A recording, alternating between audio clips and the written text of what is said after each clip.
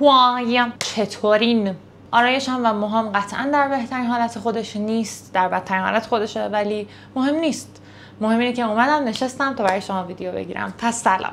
ویدیو امروز واقعا آخرین قسمت از سری ویدیوهای نقد کلی محصولاته و امروز قرار راجع به عطرها و بادی میست ها صحبت کنیم. So as always, let's get into it. یه توضیح فقط بدم، من از نوت ها و اینا خیلی سر در نمیارم. خب واسه همین نوت ها رو با چت جی پی تی میبریم جلو. اوکی؟ و من فقط 2 الی 3 نوت اصلی هر عطر رو میگم، نوت اولیه. چون هر عطر به طور کل 3 نوت داره و 3 لایه بویی داره. نوت‌های اولیه، میانی و زیرین. میانی و زیرین خیلی خوب خودشون رو نشون نمیدن. بیشتر نوت‌های اولیه است که اون بو اصلیه رو داره.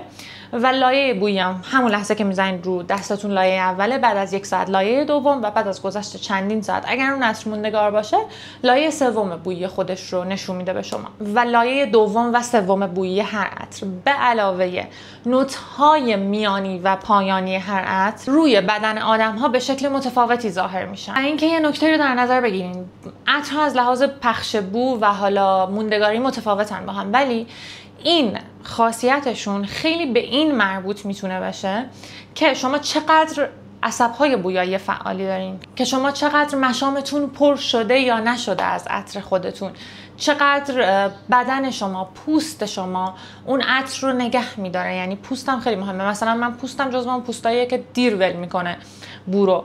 بنابراین عطرها روی تن من موندگاری بهتری دارن. ولی در کل من نسبت به بو، موندگاری، پخش بو و نوت‌های اولیه، لایه بوی اولیه، این عطرها رو برای شما بررسی میکنم. عطرهایی که دارم و تا الان استفاده کردم.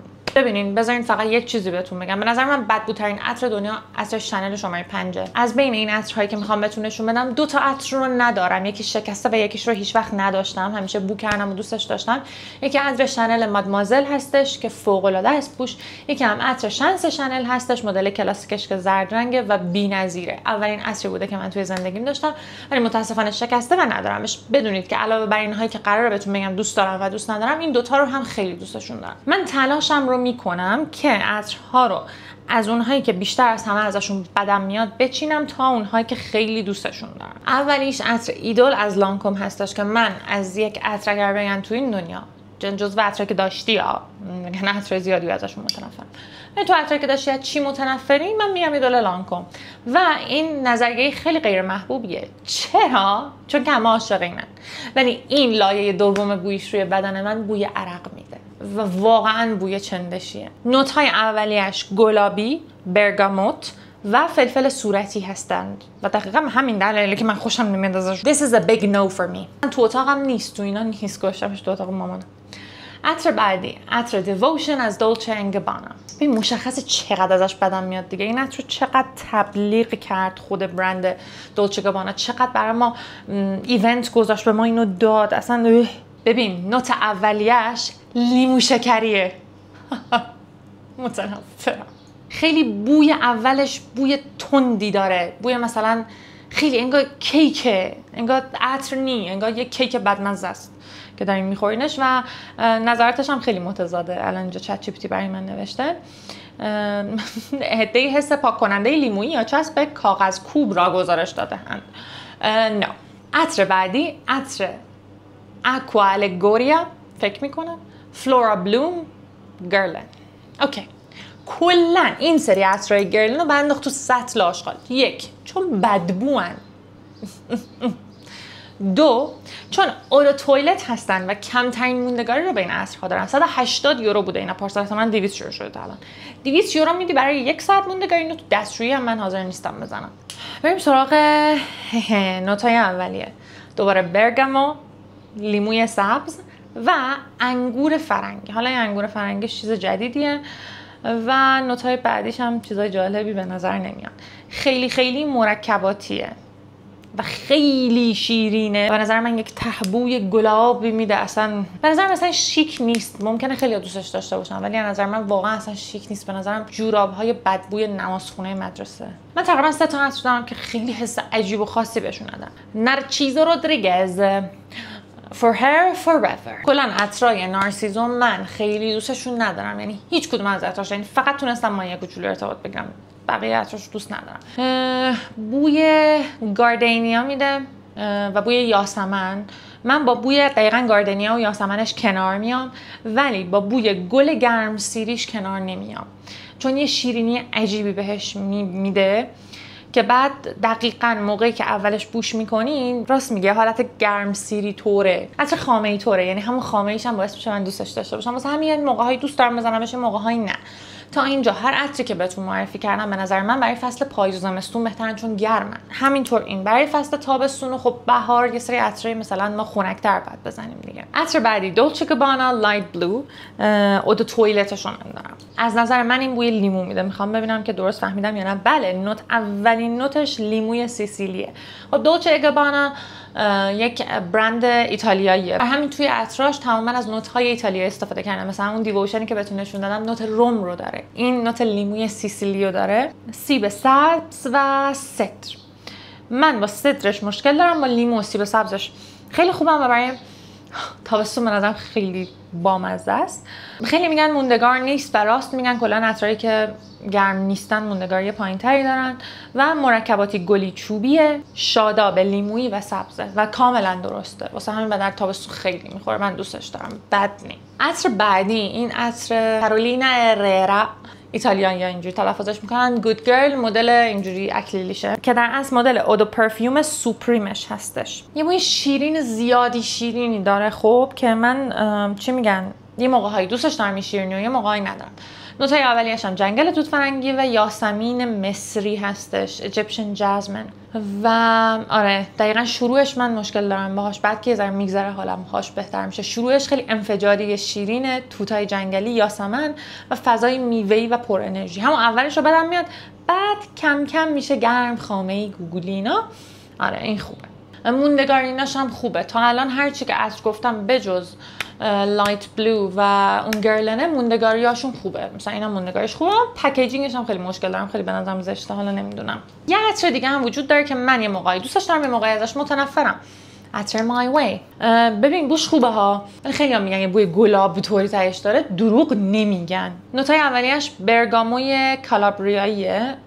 کالابریا یه جای تو ایتالیا شهر، و شکوفه پرتقال مصری. بعد یه حالت بوی یاستور و اینا میگیره که اون بوی یاسش خوبه، موندگاری و پخش بوش بد نیست، متوسطه و مرکباتی خیلی و بوی یاسشه که یه موقع‌هایی تو ذوق ممکنه بزنه. واقعا بعد چند دقیقه، چون جزو لایه بوی میانیشه، ممکنه یهو بزنه تو ذوق طرف بوی یاسش که یه بوی گلاب بدی داره انگار. حالا داریم کم کم به عطرای نزدیک میشیم که من خیلی دوستشون دارم. خب کم کم دیگه یه جایی بعد نمیتونم انتخاب کنم. یکی از عطرایی که واقعا به درد تابستون میخوره و خیلی خوبه و خیلی دوست داشتنی، عطر شانس شانل، این رنگ سبز رنگش. نوتای اولیه‌اش لیمو ترش، سدر و پاپریکای صورتیه. فوق العاده فرش و خوشبوه، ولی به خاطر اینکه دقیقاً یه مقدار فرشه و اون حالا گرمای عطرای دیگر نداره، موندگاریش به نسبت میاد پایین. بوی چوبی و تمیز و اینا داره. آره واقعاً خیلی خوبه، خیلی خوبه. دقیقاً مدل ساده همینو داشتم که شکست. عطر بعدی ایرزیستیبل از ژیوانژی هستش که این عطر رو من وای خیلی میزدم موقعی که ایتالیا بودم. آکورد گلابی، شروعش خیلی خوبه برای من، دقیقاً شادابی، میوه‌ای و یه حالت خیلی کم گلی و پودریه. من این گلی و پودری بودنش رو خیلی دوست دارم و به نظرم خیلی عطر خاصیه. کلا ژیوانژی عطرش خاصه به نسبت. موندگاری و پخش بوی بسیار خوبی داره به نظر من، برای بهار تابستون خوبه چون یه حس خنکی میده.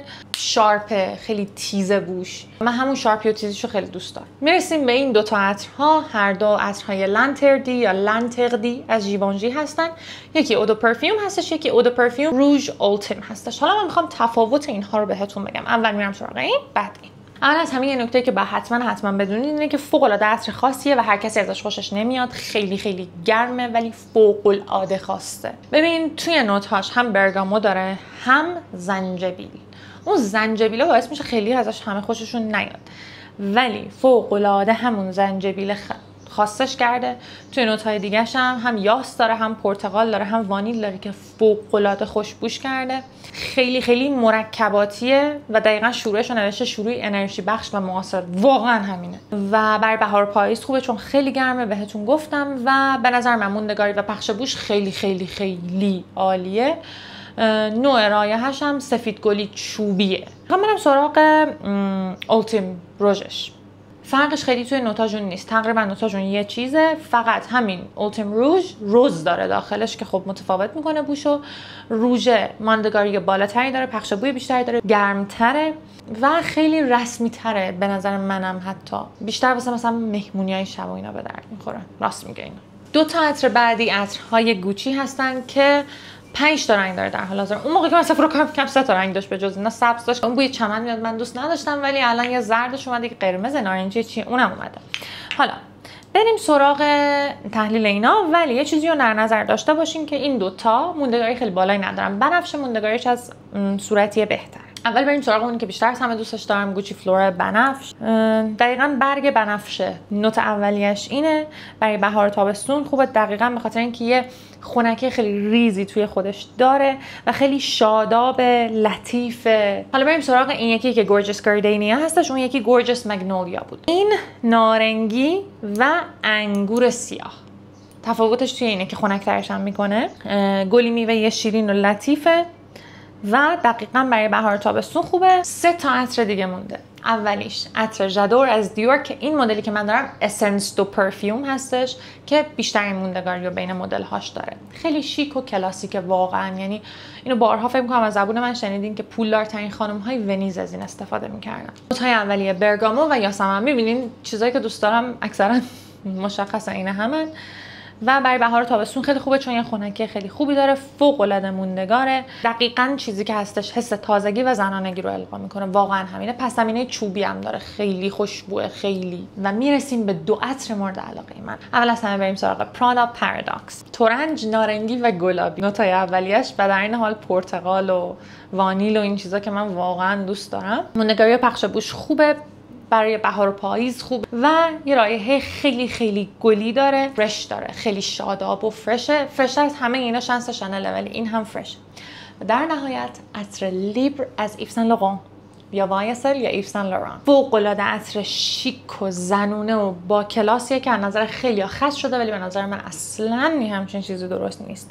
اسانس پرتقال تلخ، نارنگی، استخواددوست و انگور سیاه نوت‌های اولیه‌اش هستن که برای بهار تابستون خوبه چون یه خنکی خاصی داره و شاداب، زنونه است با حس لطافت و تراوت. دقیقاً و خیلی شیکه، شیک. حالا بریم سراغ بادی میستایی که دارم. این دوتا رو از ویکتوریا سیکرت دارم که پیور سداکشن بوی شراب قرمز میده. موندگاری هاشون متوسطه، خیلی فرشه، برای بهار تابستون خوبه. در حالی که ولوت پرل معروف ترین بوش بوی گل میده، گل رز و یاس. این بادی میست ریر بیوتی رو هم دارم که یک بیس کاملا لیمویی داره، برای بهار تابستون فوق العاده است. برای موی سر هم میشه ازش استفاده کرد. موندگاری این خیلی بالاه به نظر من. و بادی میست های سول د ژنیرو من شماره های 59 62 68 و 76 رو دارم. از 59 شروع کنیم. خودش روش نوشته وانیل، ارکیده و ویولت و این خیلی بوش خوبه به خاطر اینکه یه بوی ته‌چوب خیلی خوبی داره. اینو میشه برای بهار تابستون هم زد. بعد بریم سراغ 62 که خیلی خوشبوه واقعا. نوتای اولیه‌اش پسته و کارامل نمکیان. بوی کارامل و وانیلش خفتون میکنه، انقدر خوشبوه. موندگاریاشون هم من به نظرم خیلی خوبه. 68 رو که بیشتر از همه استفاده کردم چون اول از همه گرفتمش. بوی باغ گل، یاسمین برزیلی، هوای اقیانوس. خیلی گرمه. اینو پاییز زمستون بزنید خیلی بهتره.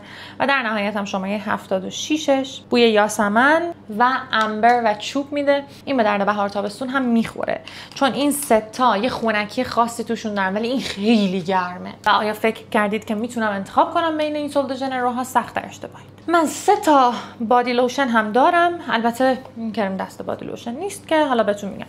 یکی این کوکونات پشن ویکتوریا سیکرت رو دارم که شیمر داره و نمیزنمش چون شیمر داره، ولی دقیقاً بوی کوکونات میده، بوی نارگیل و فوق‌العاده خوشبو و خوبه.